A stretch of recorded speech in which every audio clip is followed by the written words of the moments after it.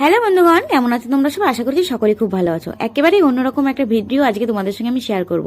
আজকের দিনটা আমার কাছে অনেকটা স্পেশাল, কারণ আজ ছিল আমাদের বাড়িতে কালী পুজো। হ্যাঁ, এই কালী পুজোটা আমার কাছে অনেকটা স্পেশাল, আর আজকে আমাদের বাড়ির কালী পুজোটাই তোমাদের সঙ্গে শেয়ার করছি। তো আমার চ্যানেলে তোমাদের সকলকে অনেক অনেক স্বাগত জানিয়ে আমার ভিডিওটা আমি শুরু করছি। তো সকালবেলা থেকে অনেকটা ব্যস্ততা থাকার কারণে আমি ভিডিওটা কিন্তু সকাল থেকে একেবারে শুরু করতে পারিনি। এখন বাচ্চা ওই 10টা-11টা নাগাদ। তো আমি স্নান টান করে এখানে কিন্তু দেখো মালা গেঁথে মন্দিরটাকে সুন্দর করে সাজিয়ে নিলাম। আর এরপরেই কিন্তু দেখো এখানে রাখা আছে কিন্তু পুজোর যত সামগ্রী লাগবে, তো সেগুলো এখানে রাখা আছে। আর চলো তোমাদেরকে একটু মন্দিরের ভিতরটাও দেখিয়ে নিয়ে আসি। তো এই হলো মন্দিরের ভিতরে, এখনো কিন্তু ঠাকুর আনা হয়নি, সেই জন্য মন্দিরটা একটু ফাঁকা ফাঁকা লাগছে। আর এই দেখো, এটা হলো আমার গোপুসোনা। আমি এসেছি আর গোপুসোনাকে আনবো না, মানে আমি যেখানে আমার গোপুসোনাও সেখানে। এখানে কিন্তু মা নাড়ু করতে বসে পড়েছে। তো এখন এখানে কিন্তু বানানো হচ্ছে নাড়ু। আর এই দেখো নাড়ু কিন্তু বলতে বলতে হয়েও গেছে। আর এক একটা এক এক সাইজ, কেন মা আমি কাকি তিনজনা বানিয়েছি, 3 রকম হয়ে গেছে। তো দেখো তারপরে কিন্তু খুবই তাড়াতাড়ি আমি এখানে আলপনা দিয়ে নিয়েছি। ভালো পারি না, তবুও করার চেষ্টা করলাম। তো জানিও কেমন হয়েছে। আর তারপরে দেখো একটু রেডি হয়ে গেছি, কারণ আমি আর আমার বুনু, দেখো আমি একা রেডি হইনি, সাথে কিন্তু বুনুকেও নিয়ে যাচ্ছি। দেখো আমার বুনু কিন্তু তোমাদের সবাইকে একটু হাই করে দিল। তোমরাও কিন্তু সবাই আমার বুনুকে হাই করে দিও, ঠিক আছে? আর আমি আর বুনু রেডি হয়ে কোথায় যাচ্ছিলাম একটু বাজারে, কারণ একটু ঠাকুরের জন্য ফল, মিষ্টি, ধূপকাঠি, মোমবাতি যা যা লাগে সেগুলো একটু আনতে চাচ্ছিলাম। তো দেখো আমরা এখানে এসে ফল কিনে নিয়েছি, বাকি সবকিছু কিনে নিয়েছি, ভিডিও আর করা হয়নি। এখন একটু সন্ধ্যা সন্ধ্যা হয়ে গেছে, এখন কিন্তু আমি চলে যাচ্ছিলাম বাড়িতে। তো বাড়িতে আস্তে আস্তে পুরো সন্ধে হয়ে গেছিল, সেই জন্য আর কোনো ভিডিও করা হয়নি। আমি চলে গিয়েছিলাম একবারে কিন্তু রেডি হতে। তো রেডি হয়ে তারপরে কিন্তু আবার দেখো এরই মধ্যে কিন্তু ঠাকুর নিয়ে চলে এসেছিল। এখন বাজছে ওই সন্ধ্যা 7:30 মতন এরকম। তারপরে কিন্তু আমাদের বাড়িতে ঠাকুর এলে এইভাবেই কিন্তু বরণ করে নেওয়া হয়। আর এখন কিন্তু ঠাকুরকে বরণ করে নিচ্ছে আমার মা, মানে বাড়ির এক মাকে আরেক মা বরণ করে নিচ্ছে। এটাই বলতে চাইছিলাম, মানে আমার মা বাড়ির আমাদের সকলের উপরে যিনি আছে সেই মাকেই কিন্তু বরণ করে ঘরে তুলে নিচ্ছে। তো ছোটবেলাতেই না যখন দেখতাম মা কাকিমা এরকম বরণ করছে, তখন কিন্তু আমারও খুব ইচ্ছে করতো বরণ করতে। আর এখন কিন্তু আমার কাকিমা বরণ করে নিচ্ছে। হ্যাঁ, খুবই ইচ্ছে করতো আমার তখন বরণ করতে। তো এইবার কিন্তু আমার সেই ইচ্ছে পূরণটা হয়েই গেল। তো তোমরা দেখতে থাকো ভিডিওটা। আর এই যে কাকিমা বরণ করে নেওয়ার পরেই কিন্তু আমি বরণ করে নেব। তো তোমরা কিন্তু ভিডিওটা কন্টিনিউ করো। হ্যাঁ,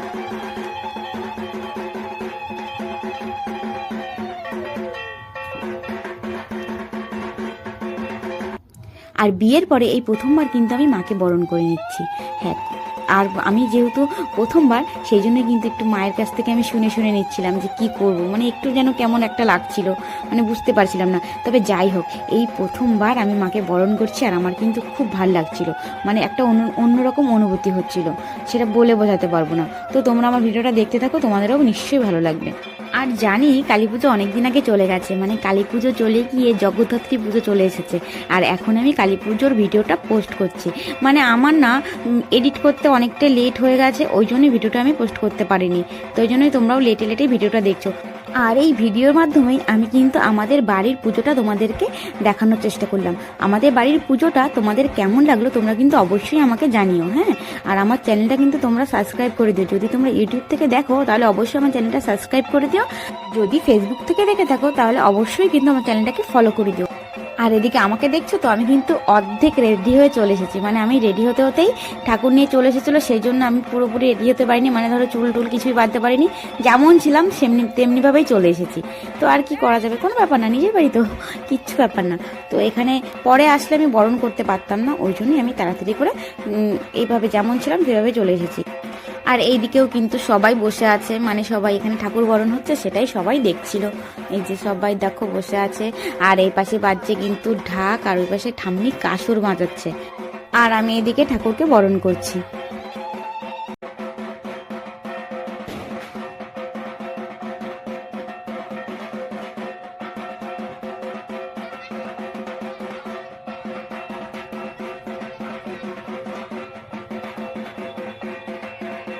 এরপরে ঠাকুরকে কিন্তু মন্দিরে নিয়ে এসে বসানো হয়েছে, মানে যে এখন কিন্তু মন্দিরটাকে দেখতে বেশ সুন্দর লাগছিল, ভরা ভরা বেশ।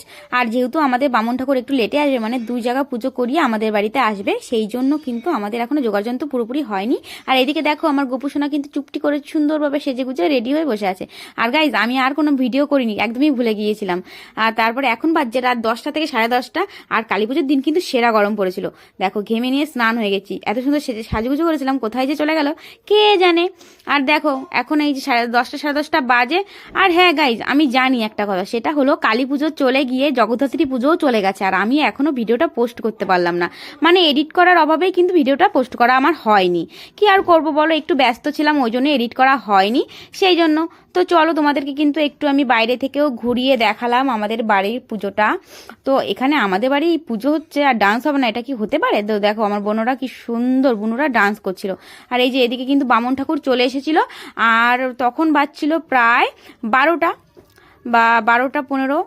এবার বামন ঠাকুর আসার পরেও একটু কাজ বাকি থাকে তার গোছানোতে, তো সেটাই করছিল। তারপরে ওই 12:30টার দিকে কিন্তু পুজো করতে বসে গিয়েছিল।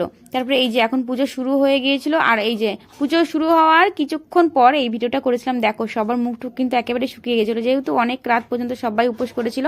আর এদিকে কিন্তু এখন আরতি শুরু হবে, তার আগে যে 108টা প্রদীপ জ্বালাতে হয় সেটাই কিন্তু এখন জ্বালানো হচ্ছে। আর যারা যারা উপোস করে থাকে তারাই কিন্তু এই প্রদীপটা জ্বালাতে পারে। আমার হয়ে গেছে, এখন কিন্তু বাকিরাও জ্বালাচ্ছিল। আর এদিকে কিন্তু শুরু হয়ে গেছিল আরতি করা। এই আরতি করা দেখতে কিন্তু খুবই ভালো লাগে, আর বামন ঠাকুর কিন্তু খুব সুন্দরভাবে আরতিটা করছিলেন। আর যাদের বাড়িতে কালী পুজো হয় বা যারা কালী ঠাকুরের উপোস করে থাকো তারা জানো যে অনেকটাই কিন্তু নিয়ম থাকে, অনেক কিছু নিয়ম থাকে, আর অনেকটা সময়ও লেগে যায় পুজো করতে। তো এদিকে কিন্তু এখনও বামন ঠাকুর আরতি করেই যাচ্ছে, বেশ ভালো করেই আরতি করছে সুন্দর করে। আর আমরাও কিন্তু সবাই এই যে বাইরে বসে কিন্তু দেখছিলাম। তো এই যে এখানে কিন্তু একটা কাকিমা বসেছিল। তো তারপরে এইদিকে কিন্তু আরতি চলছে, আর এদিকে কিন্তু ঢাকও বাজছে। ঢাক না বাজলে কিন্তু আরতিটা ঠিকঠাকভাবে কিন্তু ভালো লাগে না।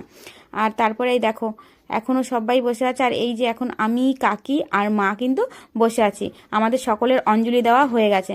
আর গাইজ একটা জিনিস তো খেয়াল করেছো, মা আর কাকিমা কিন্তু একই রকমের শাড়ি পরেছে, মানে বাড়ির 2 বউ কিন্তু একই রকমের শাড়ি পরেছে, দেখতে কিন্তু খুবই সুন্দর লাগছিল।